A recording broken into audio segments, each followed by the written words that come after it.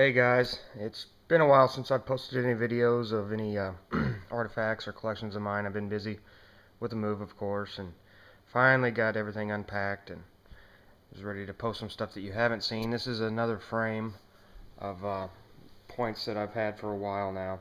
Some of them are personal finds, some of them I've purchased from other collectors. But I just wanted to give you an overview of some of them.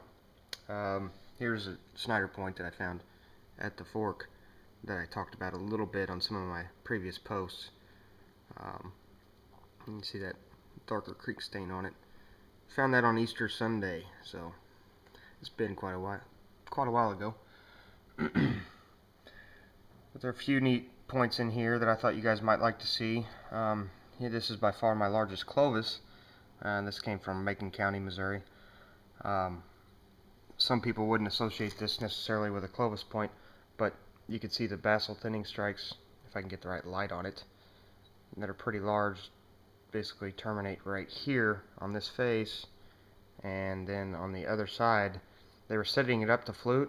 You can see the remnant of a platform right there, and then this ear has been damaged since it's been in the ground, but they never went and fluted this face. They have the basically the flakes removed to set up a ridge to flute the biface with, but they never did.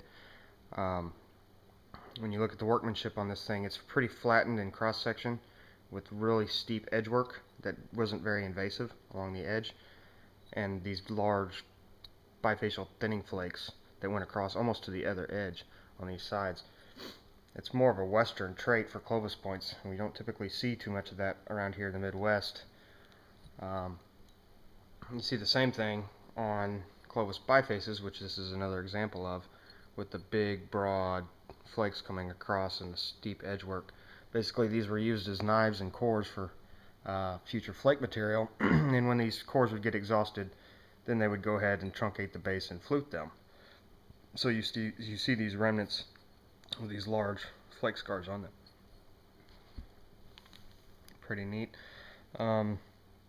These here, this is actually my favorite point type or style. I don't know why. I've just always been impressed and love these little dog-eared points. They're so cool looking. Probably pretty effective little dart points for bringing down deer and such. And we've got some other Snyder material. Creek found Snyder. This one's really neat. This whole edge is ground all the way up to the tip really heavily, I assume from use, and then to resharpen the edge, but they never did. They just took one flake there and stopped before they lost it or just did whatever they were going to do with it. Pretty little guy. And then here we've got a square knife. I actually purchased this one online. An individual had it listed as a broken Sedalia point, and from the pictures I could tell that the tip wasn't broken at all. It was just worked that way. This is actually a Paleoindian square knife, or I know other cultures were using them too, so it might not necessarily be paleo, but it's really well made and very colorful. I'm happy to have that. Here's one that deserves a little attention. Nice little Scalorn bird point or sequoia, whatever you want to call them. This is just really blurry, sorry. But it's really well made. I just can't get this thing to focus. Anyway, neat little guy. And really colorful little, what I believe is a Kirk corner notch of some sort. Very thin. Very well made. And just some other stuff.